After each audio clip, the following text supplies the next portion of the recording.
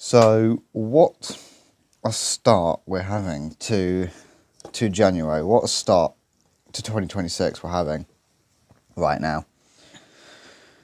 Crazy shit happening all over the place. So we've got word of Kathleen Kennedy stepping down as head of Lucasfilm within the next month, and she will be replaced by Dave Filoni and Lynwen Brennan, I believe the name is. And supposedly this is going to be happening in the next month or so, apparently. It's happening that soon. Dave Filoni officially taking over Star Wars as Lucasfilm president. Crazy stuff. So it doesn't even look like she's going to try and wait the whole year out. Looks like it's happening sooner than we all thought. Via Puck News, Disney is reportedly set to confirm that longtime Star Wars creative Dave Filoni will take over Lucasfilm as Kathleen Kennedy steps down from her role as president. In the next week or two, Disney will finally confirm what we've all known for months. Kathleen Kennedy is indeed stepping down as Lucasfilm president, and Dave Filoni, currently the chief creative officer of the Star Wars unit, will be elevated into the top job.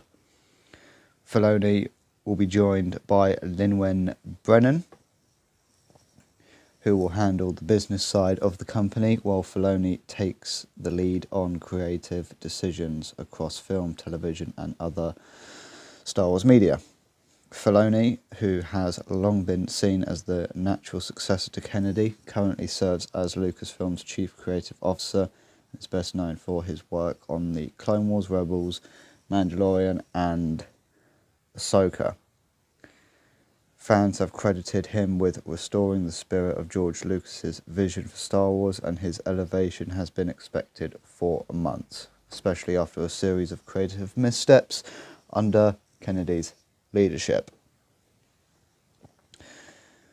While Filoni isn't considered a traditional executive, Disney will pair him with Brennan, the current president and general manager of Lucasfilm Business, to balance out the creative and operational aspects of the company.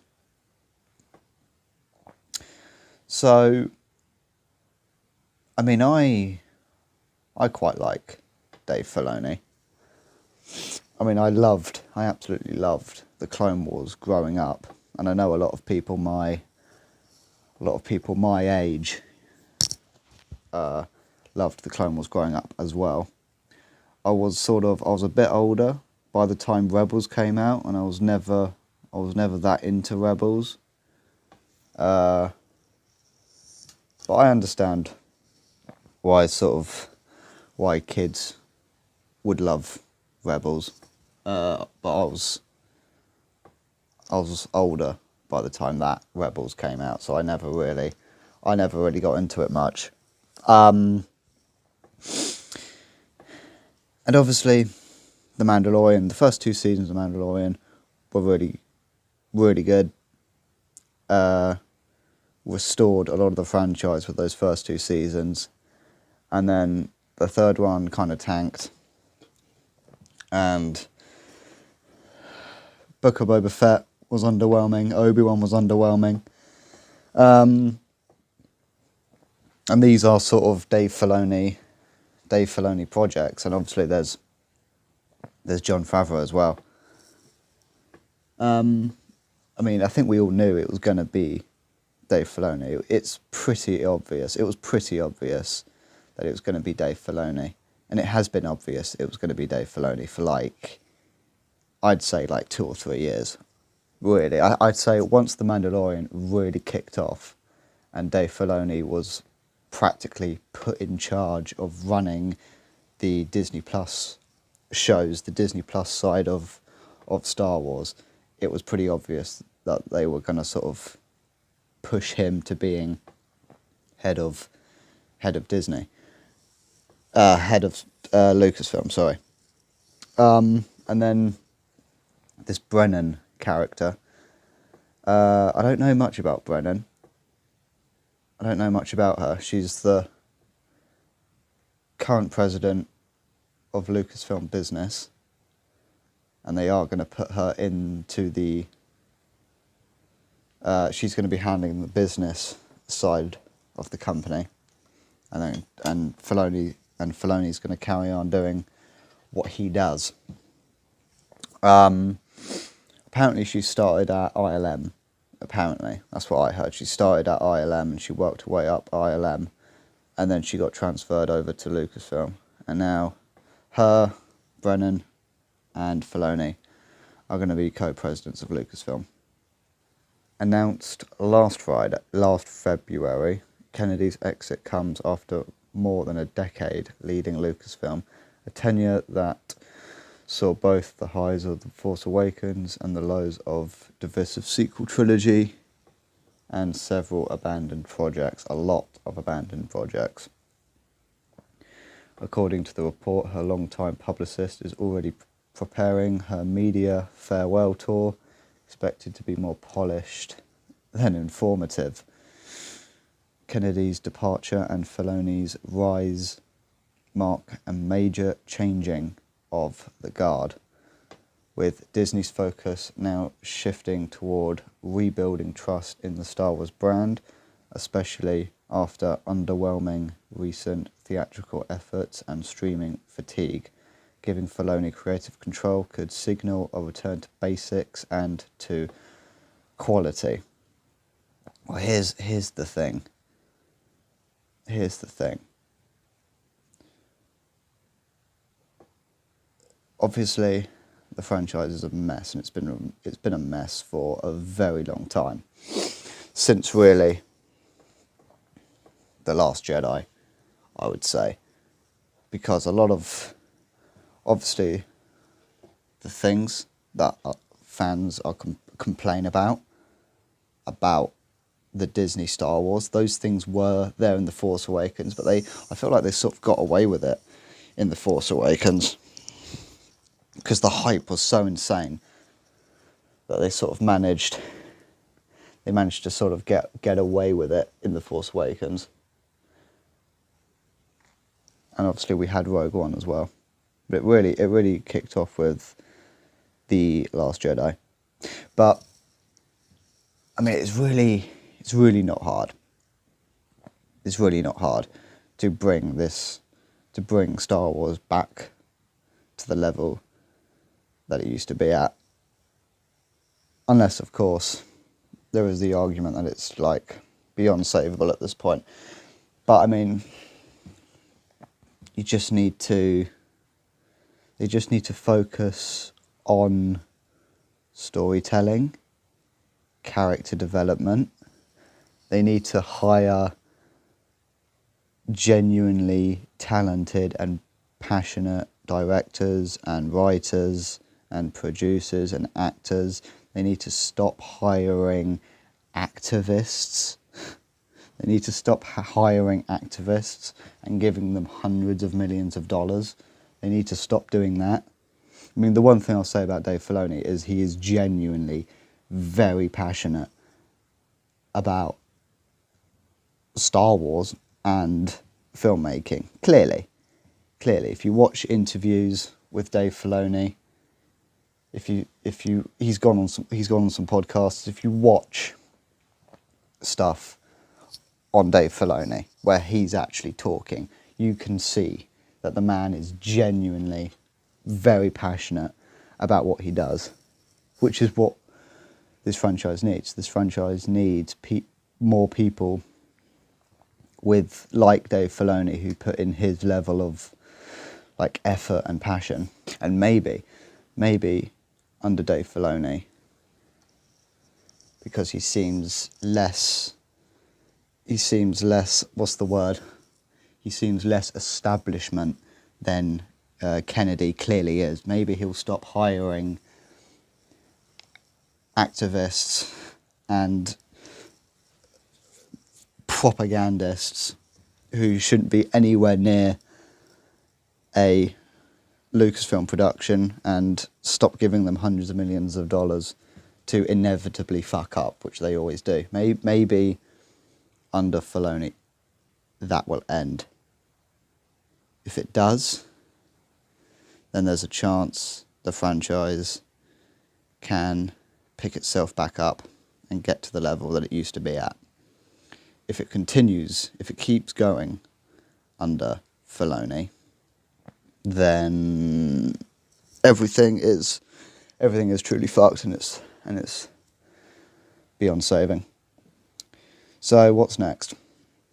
So Filoni's takeover comes with the upcoming releases of Jon Favreau's The Mandalorian and Grogu, Sean Levy's Starfighter. Filoni also has Ahsoka Season 2 in development, expected to be released later this year on Disney+.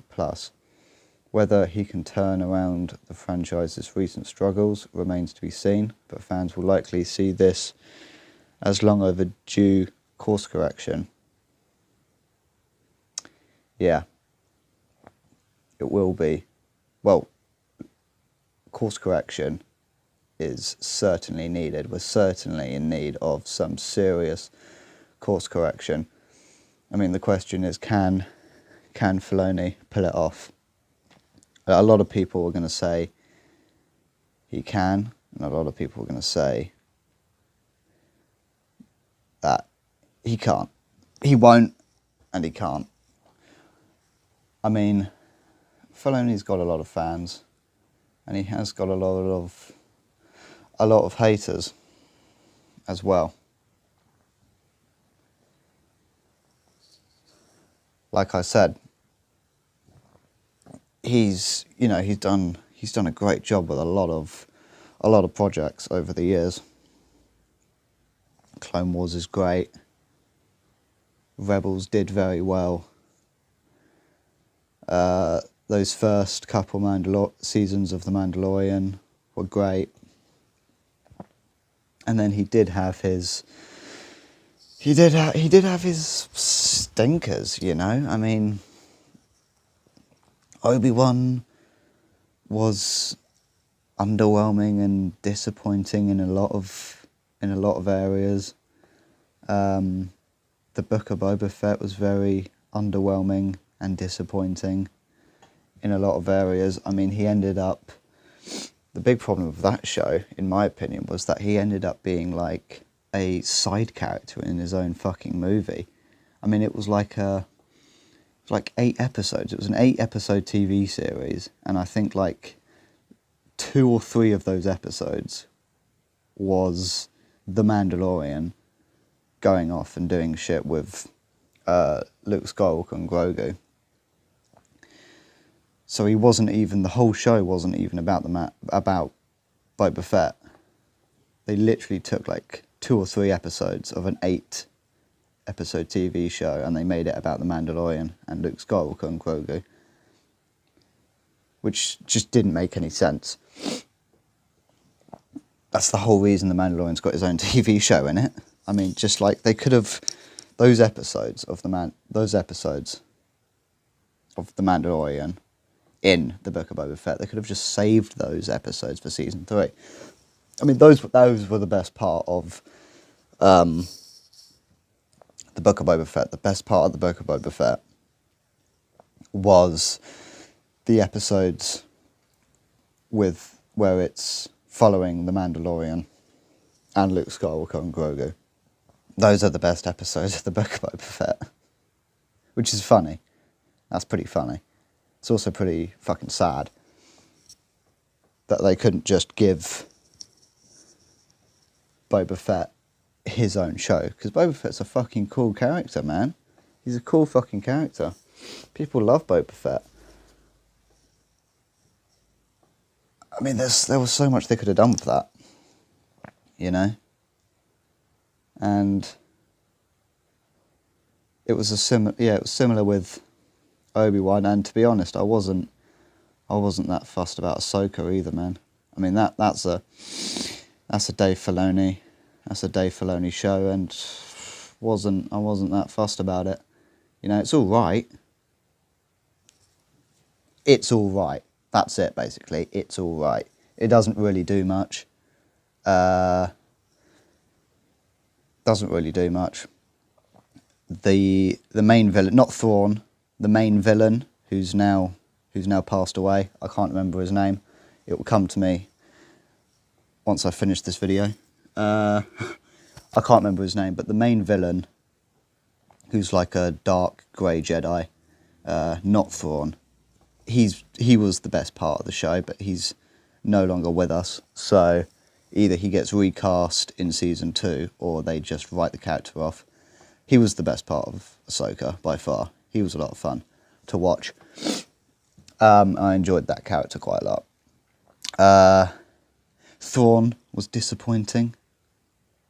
Thrawn was very disappointing. Thrawn's a very fucking cool character in the comics. If you've ever read Shadow of the Empire, those books from the I want to say late 80s. It might be the 90s, but I think it is the late 80s. They did like a series of books which started with Shadow of the Empire, and those books are essentially a mini sequel trilogy, but as books. And Thrawn's sort of the main villain in those books. Those are great. Thrawn as a character, so much potential, so much you could do with Thrawn. And I feel like he was sort of underwhelming in Ahsoka. The character, how they execute the character in that movie was very underwhelming. And that happens a lot. It happens a lot with Disney. They get, they have all these great, beloved storylines and characters, and they fuck it up almost every time. I mean, they haven't really touched like the Old Republic yet, really, which they should. I know the Acolyte was technically, the Acolyte's sort of Old Republic, but not really. But I imagine once we actually get something that is proper, full-on Old Republic, I imagine they'll fuck it up. But yeah.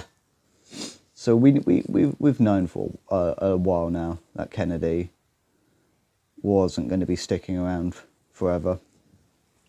I mean, I honestly thought she was going to ride out the rest of this year, the rest of 2026. She was going to wait for The Mandalorian and Grogu to come out, maybe even Starfighter to come out, so she can get that last, like, big success. She can go out on a win, because I feel like that's what she wants. I feel like she wants to go out on a win.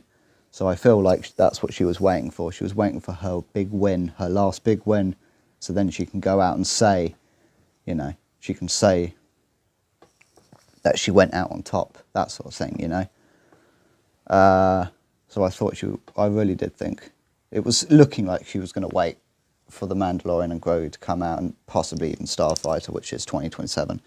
But maybe not. Maybe not. It's looking like her departure is going to be sooner than we thought. And we're going to have 2 new presidents of Lucasfilm. We're going to have President Dave Filoni and President Brennan. So hopefully they can pull it off, and they can get this franchise back on track. They can do some serious course correction, because that's what's needed. Yeah, that's all I wanted to cover for today. So yeah, see you later.